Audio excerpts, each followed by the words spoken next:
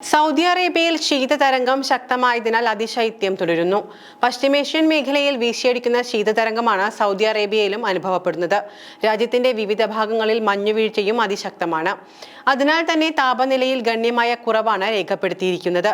ഞായറാഴ്ച മുതൽ ചൊവ്വാഴ്ച വരെ ചില മേഖലകളിൽ താപനില -3 ഡിഗ്രി സെൽഷ്യസിലേക്ക് വരെ എത്താൻ സാധ്യതയുണ്ടെന്നാണ് കാലാവസ്ഥാ വകുപ്പിന്റെ അറിയിപ്പ്. അൽഖസീം, റിയാദ്, കിഴക്കൻ മേഖലകൾ എന്നിവിടങ്ങളിൽ താപനില താഴുമെന്ന മുന്നറിയിപ്പുണ്ട്. സൗദി അറേബ്യയിലെ തബൂക്ക്, അൽജാഫ്, ഹായിൽ എന്നിവിടങ്ങളിൽ അതിശൈത്യം അനുഭവപ്പെടുന്നുണ്ട്. വിവിധ ഭാഗങ്ങളിൽ രാവിലെ കടുത്ത മഞ്ഞുവീഴ്ചയുണ്ടാകുമെന്നും അറിയിച്ചിട്ടുണ്ട്.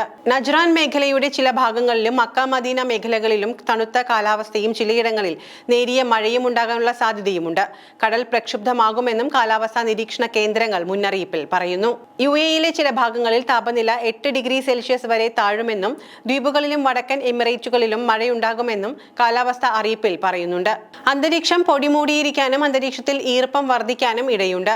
വടക്കു പടിഞ്ഞാറൻ ദിശയിൽ മണിക്കൂറിൽ 45 കിലോമീറ്റർ വരെ വേഗതയിൽ ശക്തമായ കാറ്റ് വീശാൻ സാധ്യതയുള്ളതിനാൽ യെല്ലോ അലർട്ട് നൽകിയിട്ടുണ്ട്.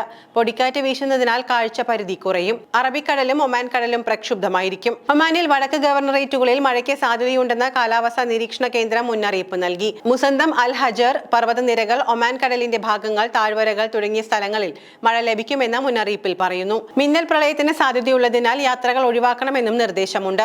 കാറ്റ് വീശാനും സാധ്യതയുണ്ട്. വാഹനം ഓടിക്കുന്നവർ ജാഗ്രത പാലിക്കണമെന്നും അറിയിപ്പിൽ പറയുന്നു. കാലാവസ്ഥാ കേന്ദ്രത്തിൽ നിന്നുള്ള അറിയിപ്പുകൾ പിന്തുടരണമെന്ന് അധികൃതർ ജനങ്ങളോട് അഭ്യർത്ഥിച്ചു. ആവശ്യമായ മുൻകരുതലുകൾ സ്വീകരിക്കണമെന്നും സുരക്ഷാ മാർഗനിർദ്ദേശങ്ങൾ പാലിക്കുകയും വേണമെന്ന് അധികൃതർ വ്യക്തമാക്കി. മക്ക, മദീന എന്നിവിടങ്ങളിലേക്ക് പൊടിക്കാറ്റ് വ്യാപിക്കാനും ദൂരക്കാഴ്ച കുറയ്ക്കാനും സാധ്യതയുണ്ട്. കാലാവസ്ഥാ മാറ്റത്തിൽ എല്ലാവരും ജാഗ്രത പുലർത്തണമെന്ന് കാലാവസ്ഥാ കേന്ദ്രം വ്യക്തമാക്കുന്നു.